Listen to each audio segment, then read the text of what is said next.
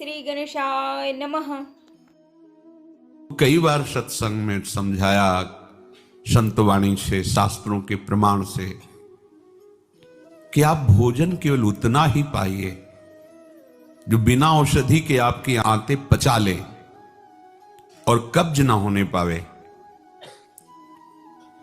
यदि आप रसेंद्री के स्वाद के वशीभूत होकर के प्रसाद खूब ग्रहण कर लिए, वातों की सामर्थ्य नहीं है, क्योंकि आप क्रियारत नहीं हैं।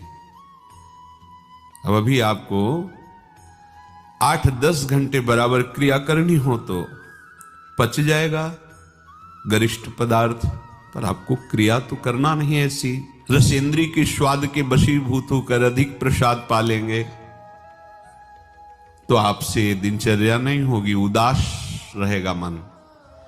कब्ज होने पर भजन में रुचि नहीं रहती, कब्ज होने पर प्रमाद स्थिति रहती है। इसलिए साधक किसी औषधि से कब्ज निवारण का उपाय नहीं है। ये बहुत सावधानी की जरूरत है। ये बिल्कुल सहज सरल बात आपको बता रहे हैं। यदि कब्ज रहित होना है तो प्रातः काल उठ करके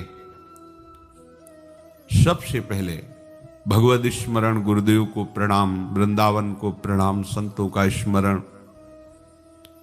फिर पानी को गर्म कीजिए। आधा लीटर, पौन लीटर, 1 लीटर, 1.25 लीटर, जितनी तुम्हारी पीने की सामर्थ्य है। रुचि नहीं कह रहे, पी सकते हो। ऐसा गर्म नहीं, चाय जैसा, हल्का गर्म करके और वज्रासन में बैठ करके आराम आराम से पीजिए। 15 मिनट वज्रासन में बैठकर धीरे धीरे पीजिए।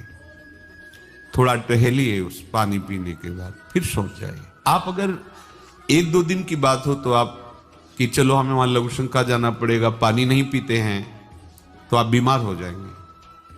आंतों को जरूरत है मल रहित होने की, नहीं वो इतनी हीट पैदा करेंगे कि आपके गुदाद्वार में रोग हो जाएगा, आपको गैस बनने लगेगी, एसिडिटी, आपको कई परेशानियां आ जाएंगी। फिर आप भजन क्या करेंगे, सत्संग क्या सुनेंगे? साधु की, उपासक की, साधक की एक दिनचर्या होती है। ऐसा नहीं होता कि मनमानी आचरण। आपकी दिनचर्या सही नहीं तो आपका भजन कहां से सही होगा? आपका जब पेट साफ रहेगा तो आप आराम से प्रसन्न मुद्रा में भजन कर सकते हैं।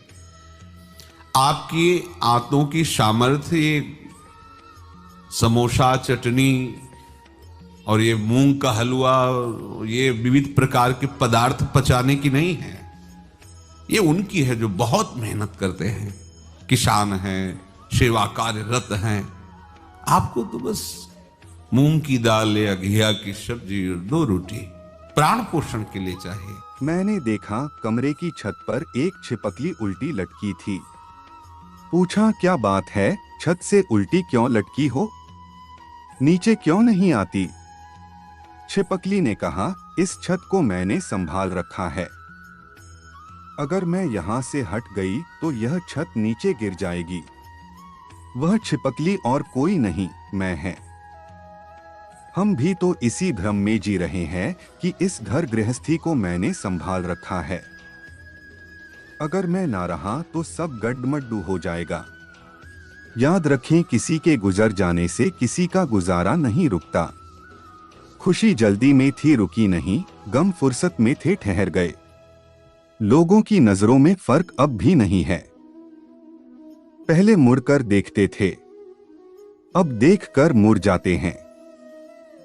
आज परछाई से पूछ ही लिया, क्यों चलती हो मेरे साथ? उसने हंसकर कहा, दूसरा कौन है तेरे साथ? मेरे कान्हा, सांस रोक लूं मेरी, ये मेरे बस में है, याद कैसे रोक लूं तेरी, तू मेरी नस नस में है।